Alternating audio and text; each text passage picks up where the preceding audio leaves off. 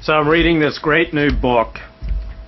It's called The World is What It Is, the authorized biography of V.S. Naipaul, who won the Nobel Prize for Literature in 2001. Now, I love reading the biographies of great writers. It's not just because their lives inspire me, but I find great comfort in these books because I find that all my weaknesses, all my flaws, all my moral and psychological shortcomings, all the great writers have similar problems. So I'm not alone, and anything that makes me feel that I'm not alone in the world is a good thing. So I identify with Naipaul in many ways. Yes, I've never published a novel, but aside from those minor details, Naipaul stands for high civilization, individual rights, and the rule of law. And like Naipaul, I've made malign jokes about people with darker skin than myself, and I've blamed formerly oppressed nations for their continuing failure.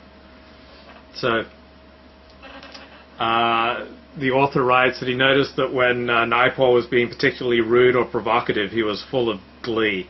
Creating tension, insulting his friends, family, or whole communities left him in excellent spirits. So I identify with that. It's a kind of a Trinidadian trait. It's being piquant, meaning sharp or cutting, where the boundary between good and bad taste is deliberately blurred and the listener sent reeling. I often say outrageous things, but I think like Naipaul, I often do it just to start conversations, not to end them. I usually don't say outrageous things to people I don't care to talk to. I say outrageous things to get a conversation going, to liven things up, to talk about a little jungle fever or yellow fever. I love how Naipaul's dad wrote someone about V.S. Naipaul. You know at heart, he's not a bad fellow, only a bit erratic and thoughtless and callously unconventional. I identify with this description of Servidea at Oxford. He was overdeveloped and underdeveloped all at the same time, intellectually advanced and emotionally restricted, alone in an alien world. Vidya wrote a friend from Oxford, "Feeling of emptiness is nearly always on me. I see myself struggling in a sort of tunnel, blocked up at both ends."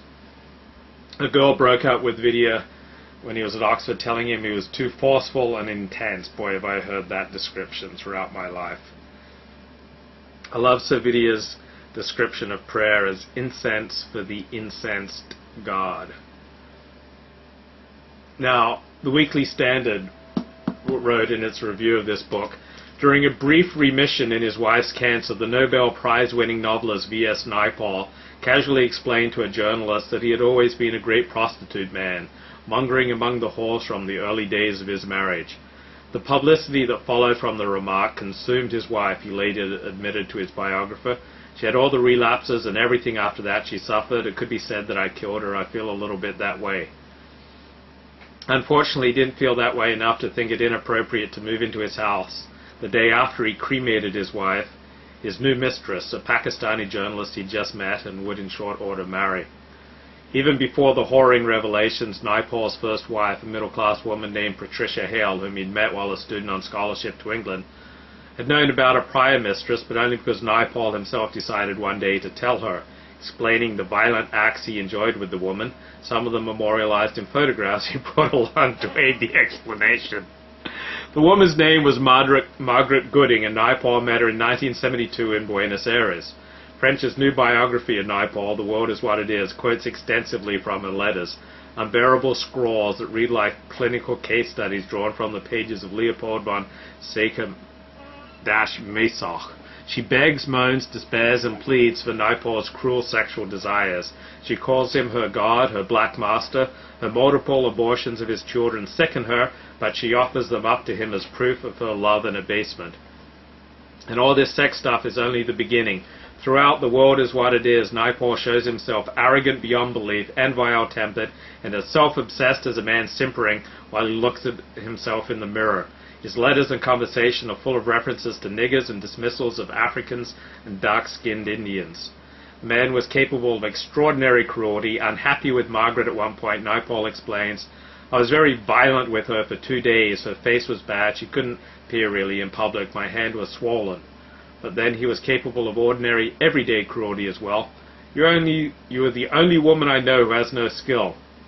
His wife's diaries reveal Naipaul once told her, just in passing, "You behave like the wife of a clerk who has risen above her station." He moved on to the mistress who would become his second wife because Margaret had simply grown unworthy of his use, middle-aged, almost an old lady. Okay, so does this make Naipaul a horrible man? If a woman such as Margaret chooses to stay as his mistress for 24 years, chooses to stay in an abusive relationship, is it abuse or is it a consensual sadomasochistic relationship? Like, if he liked to beat her and she liked to be beaten, should we condemn Naipaul for that? Should we condemn her for that? She chose to stay in a sadomasochistic relationship. It was consensual between adults. What's so evil? I must be a bad man because I do not see any of these revelations about Servidea as so horrible. I can only assume that Pat and Margaret chose to stay with Servidea because the rewards they got from being around this great writer outweighed the price they paid. Many of the cruelest things ever said to me were by a writer friend who was also every bit as generous and kind as he was cruel. When he ended our friendship, I was the poorer, and I missed him terribly. Paul Theroux writes in The Times of London, "Now, French's biography amply demonstrates everything I said and more." Paul Theroux wrote a book about Servidea caught in Servidea's shadow. "It is not a pretty story. It will probably destroy Naipaul's reputation forever. This chronicle of his pretensions, his whoremongering, his treatment of a sad, sick wife and disposable mistress, his evasions, his meanness, his cruelty amounting to sadism, his race-baiting. Then there is the gruesome sex, the blame-shifting, the paranoia, the disloyalty, the nasty cracks, and the whining, the ingratitude, the mood swings, the unloving and destructive personality." I must be a bad man because I don't see any of those things as horrible. Okay, so Naipaul had pretensions. Which one of us do not? Almost all writers have pretensions. All artists have pretensions. It's the pretense that sustains you when the cruel world out there is not receptive to your work. Condemn him for his whoremongering? He purchased the services of women who willfully gave them in exchange for money. We're to condemn him as a bad man for this? His treatment of a sad, sick wife and disposable mistress?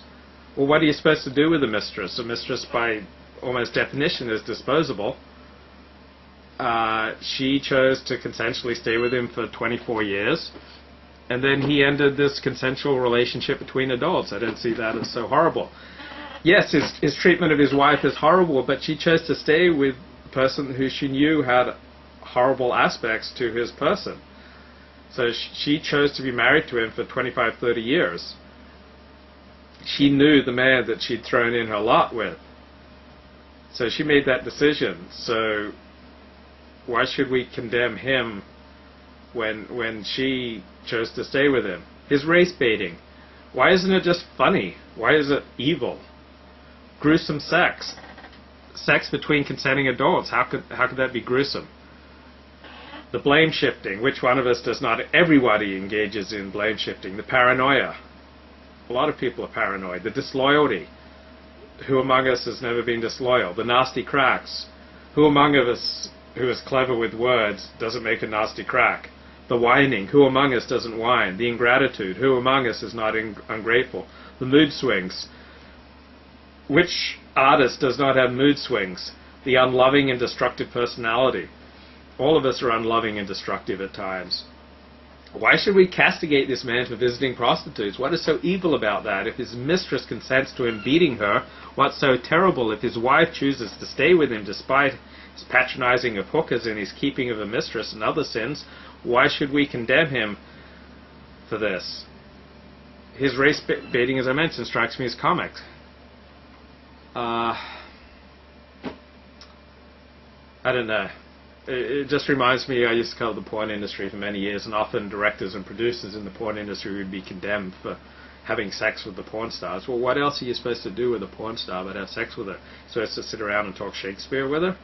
The whole point of sex workers and sluts is to have your fun and move on. It's not holy, it's not the Jewish way, it's not the Christian way, I assume it's not the Hindu or Muslim way either. But that's what you do with sex workers and sluts. That's kind of what makes them sex workers and sluts, because they consent to being used